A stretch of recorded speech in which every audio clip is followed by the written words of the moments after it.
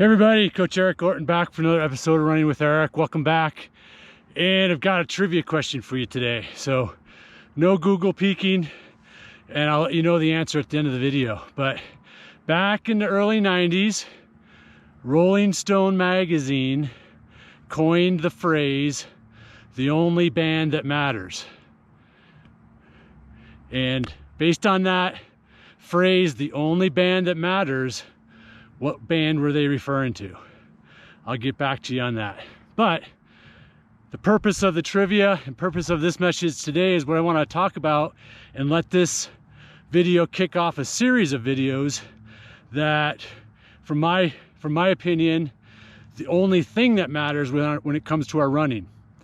And I believe the only thing that truly matters when it comes to running for our health, our longevity, staying injury-free, being strong, having muscle equilibrium and not being tight, performance, everything we want as a runner, regardless of the type of runner we are, it all comes down to how we use our feet. How well or how poorly we use our feet dictates how well or poorly we use our body, our legs. And if done poorly, leads to all the dysfunction that many runners are afflicted with, or been brainwashed to think that that's kind of par for the course to being runners, and that's not the case. If we use our feet appropriately, we can be strong, we can have very minimal tightness, especially hip flexor, IT band, all of that, again, that is kind of afflicted to majority of runners that maybe one time or another you've experienced. It doesn't have to be that way. So it's all about our feet. The feet, the only thing that matters. And I'm out here today, kind of the Cache Creek drainage system, trail system. We got Crystal Butte up here, where I'm going to be doing some repeats in the town of Jackson, right down there. And we've got Snow King Mountain over here. I've done quite a few videos over at Snow King, but there's the town of Jackson, and I live just around the other side of Snow King Mountain there. So anyways, getting back to the feet. Like I said, this is going to be a series of videos that we're going to dive into really how the feet affect everything. And what I want to talk about today is I'm out going to do very short, very steep hill repeats. In one of my earlier videos last week, I talked about how I needed to improve my force production to help my endurance. Well, that's why I'm out here today. I'm doing very short. I'm varying the length of my interval between 5 seconds and 15 seconds. I'm kind of just intuitively kind of staying within that time range, and I'm working on my force production. But when it comes to feet, what this is doing is that because the grade is so steep, I'm looking at starting at about 15% grade and finishing over 20% grade. So very, very steep. Most of the time, this might even be a hike because it's so steep. If I was running, sometimes I'll run all the way up to Crystal Butte. Other days I'll work on my power hiking. Today, I'm working on 5 to 15 second, very short, very powerful, hard hill repeats. But when I say hard, they're not maximal effort. I want to try to be consistent with all of them. And even though I'm varying my time, a 5 second interval is going to be much more powerful than 15 second. Okay, so you've got to kind of judge your effort there, but these are not max effort where I'm totally wasting myself and straining and not training. I always want to train, don't strain. So keep that in mind when you're doing this. But coming back to the feet, because the grade is so steep, I'm not able to allow my heel to hit. Okay, I'm landing on my forefoot just like as if you're running in place. And as soon as I land, I'm off of it again. So what's this doing for my feet? First of all, since I'm landing on my forefoot, I have good forefoot strike. The heel is not landing. Therefore, I'm engaging my arch, which is our number one first line of stability for our knee, which then stabilizes our hip.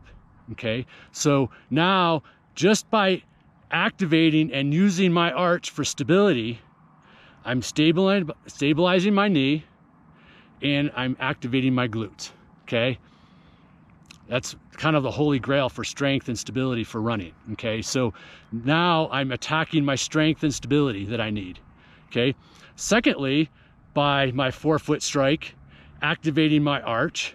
Now I'm using my calf to coil and store energy on my landing. So when I land on my forefoot, my arch stabilizes, I engage my calf stores energy, and then releases that energy when I go to take off. So it's in my calf, it's like a spring, okay? So doing something very short, very hard, really trains my elastic energy and allows me to be powerful, allows me to be forceful, okay? But we only do that in how we activate and use our foot and arch, okay? So very, very important there. And what this is doing for me is, again, it's allowing me to store that energy and to explode off of it. And I've talked in previous videos about there's 3 important types of strength when we run. Our landing are the eccentric, then when we take off is our concentric, but in between there's isometric. It's that moment in time after we land where we're still before we take off.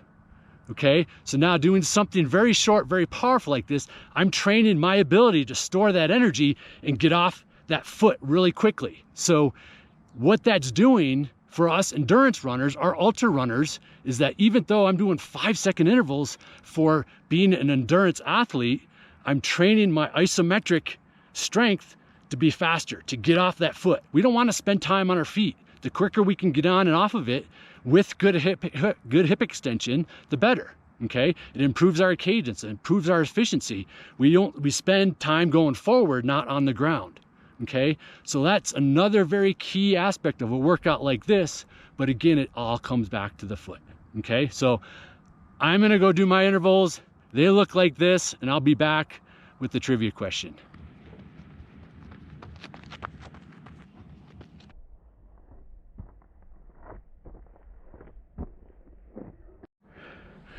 Okay, I'm starting out. This is maybe 15%, nice and mellow. What I like about this section is I can kind of gain some speed, and then it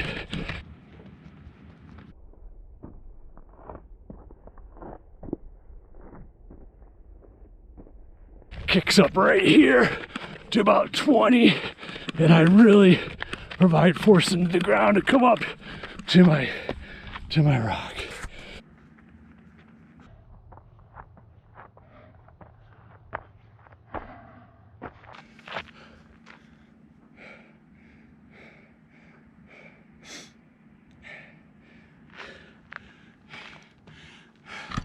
Hopefully I can give you a little sense of the grade coming up that. Whew.